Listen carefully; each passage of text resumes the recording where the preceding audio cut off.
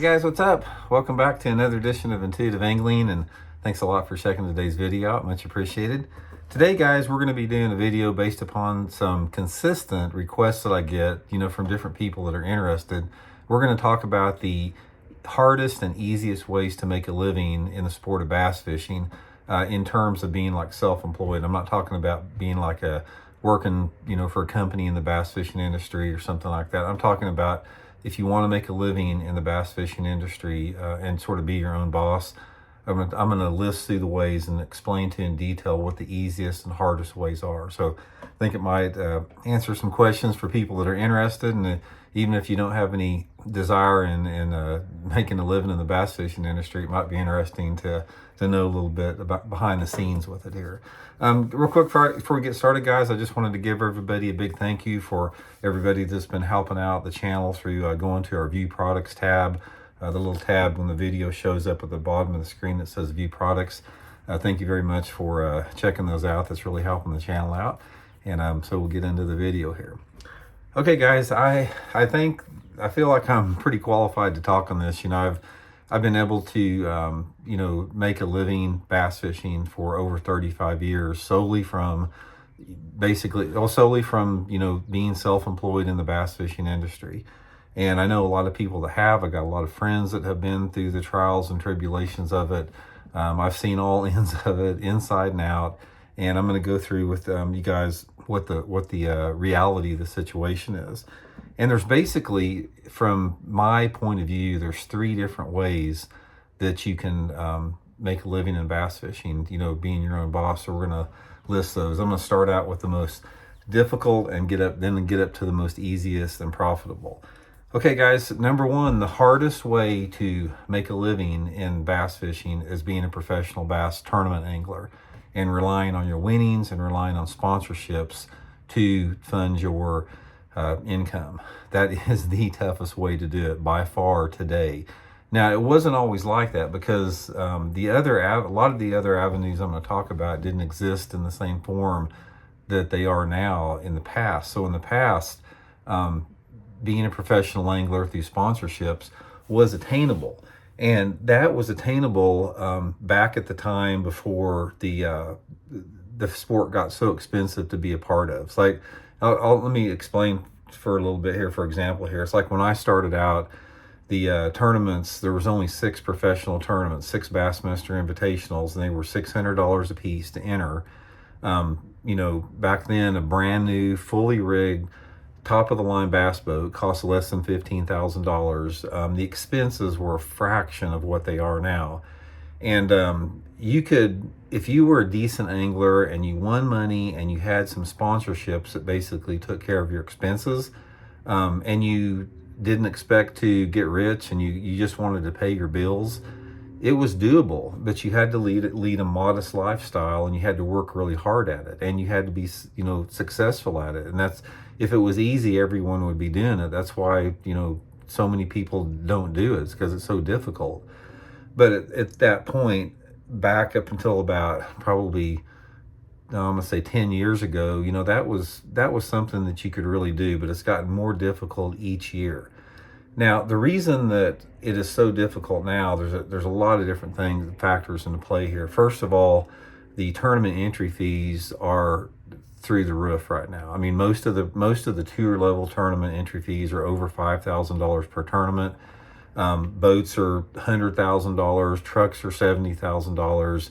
Then you've got your expenses. So realistically, if you've got your sights set on making a living in the professional realms, you've got to be fishing those big money tournaments, because that's the only place that you can make any type of a windfall profit. And the reality of the situation is, guys, is you're going to be $100,000 in the hole before you make your first cast. And even if you have a great season, let's say that you qualify for, you fish the elites and you qualify for the Bassmasters Classic, and had a great season, you probably still lost money. Unless you won a tournament and made checks into the other tournaments, you probably lost money making the Bassmaster Classic. Unless you have some type of a sponsor compensation to go with that. Now, the difficult thing about that is And I can tell you this, guys, because I've worked with sponsors for many, many decades. And sponsorships, you're basically only one phone call away from losing everything you got. There's a tremendous amount of anxiety and stress that comes with it. The relationships and partnerships that you form that last for a long time are rare, and they're to be cherished. But for the most part, what you have and why it's so difficult is the marketing departments for a lot of these companies, regardless if the company is an endemic company or a non-endemic company, there's a lot of turnover in those particular departments.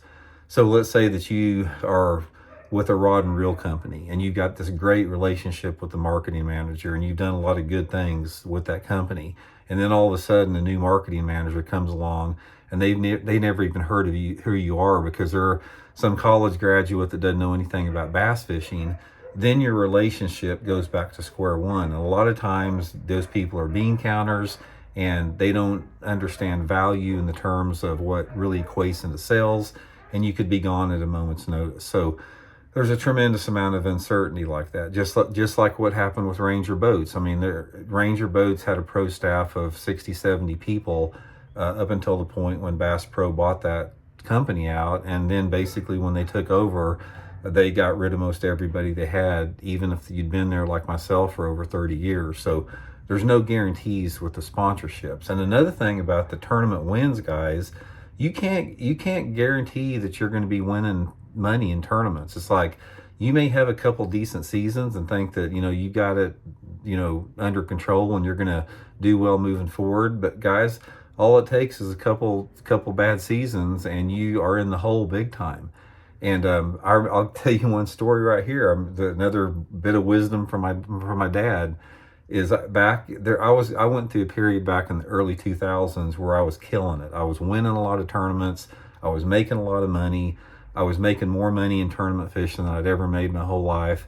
And my dad, he'd watched me since I started fishing. He goes, Randy, I'm going to tell you something right now. He goes, you better not be spending that money. He goes, because one of these days that could just dry up on you like that.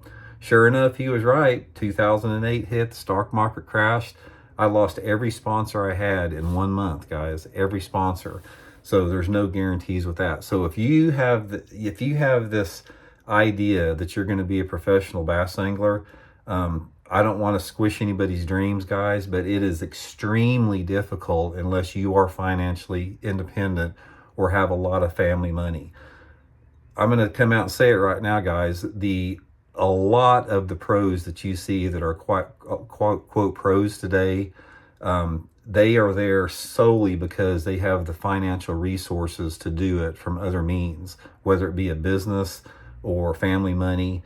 It is extremely difficult if you started out like I did 30 years ago and you didn't have any money to be a professional angler. And that's a real tragedy, because professional fishing is the only sport like that. If you're in baseball or football or basketball, those sports don't discriminate financially, but bass fishing does. So if you're wanting to make a living in the sport of bass fishing, I would highly recommend not trying to be a professional bass angler. And I'm saying that because I sort of earned the right to say that. I've been through it, done it, and I'm just trying to save you guys some heartache. Okay, the next thing, guys, and we're going to start getting into a little bit easier way to make a living off the sport, is becoming a guide or some type of a instructional on the water teacher, something like that. There's a lot of different ways that you can get into that. Guiding's been around forever, and that is one way to make money. But guiding for the sake of guiding is sort of unrewarding a little bit, because a lot of times you're taking people out there that are on vacation and they're not really into learn that much about fishing. They just want to catch fish, and it's sort of like it's not as rewarding as if you can get into some type of instructional mentorship a little bit. Say for example, a lot of the like the on the water lessons that I offer, there's a lot of times, guys, when I take guys out, we don't even fish. I mean, we're just out there and I'm giving them a seminar. I'm showing them how to read electronics. I'm showing them how to read water, showing them how to break down shallow cover, teaching them how to cast. A lot of times we don't even fish at all. Sometimes we don't even go out on the water except for a couple hours a day. We'll set up in the boat parking lot and we'll just talk about fishing for a while. So there's a lot of different avenues as far as becoming an instructor, as far as teaching people about fishing. And a lot of that is just up to your own creativity and imagination. But there's a consistency. If you become a guide or an instructional teacher or something like that, there's a lot of there's more security with that, because you can make a name for yourself and you can have repeat customers, and you can, a lot of people, depending upon what lakes they are across the country, they stay extremely busy and extremely successful, and they are their own boss. And finally, guys, there's only three things we'll talk about. The number one easiest way to make a living in the sport today is through social media.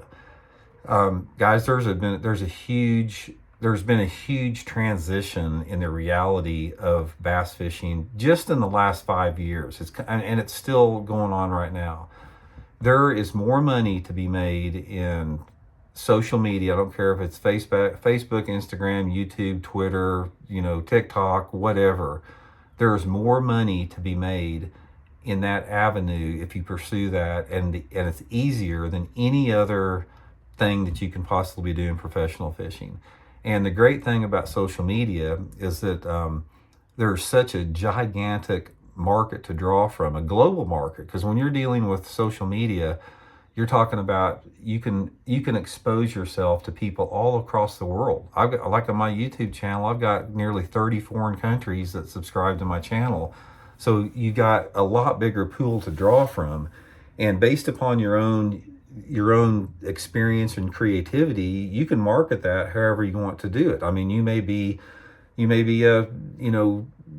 have a certain, talent for, flipping and pitching a jig. You may have a certain talent for being a finesse fisherman.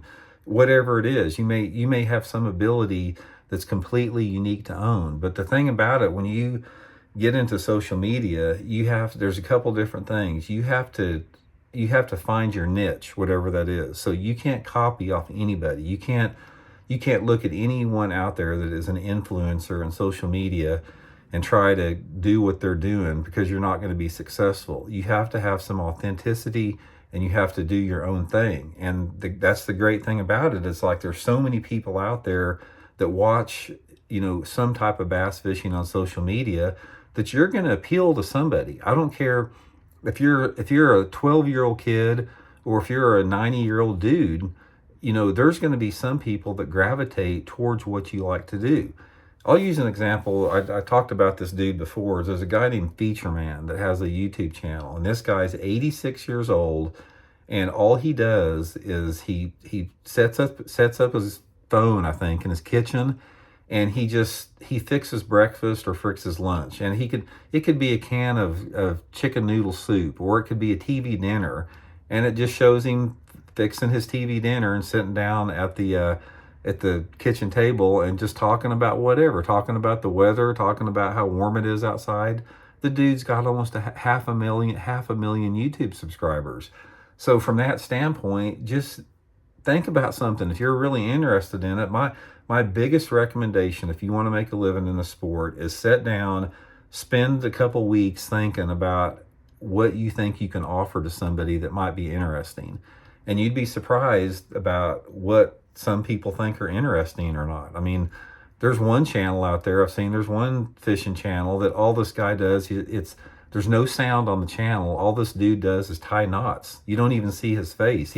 All it does is show his hands with tying knots, and he's got a successful channel. So that would be my recommendation, guys. If you want to make a living in the sport of bass fishing, forget about being a pro fisherman. It's just going to lead, all it's going to do, guys, it's going to lead to heartache, pain, sacrifice. You're going to be away from your home. You're going to be away from your family. You're going to be, unless you're independently wealthy, you're going to be, anxious and nervous about losing money. I wouldn't even consider being a pro fisherman. I do think, guiding and being an instructional teacher has a lot of benefit to it. But if you really want to do it, guys, you got to delve into social media. That's where it's at. Here's an example. You can take whoever wins the Bassmasters Classic every year, and the amount of exposure that the Bassmaster Classic winner gets is nothing compared to maybe some 20-year-old kid that has a big YouTube following. They simply can't reach that many people constantly. So that's why so many of these companies are starting to put their money into social media influencers and taking it away from professional anglers, is simply the fact that you can't reach as many people as a professional angler as you can from an influencer on social media. That's the reality of the situation, like it or not. It wasn't always like that, but that's the way it is in 2023. So anyway, guys, that's the reality of the situation. Hope it shed some light for you on that, and we'll check in later. See you.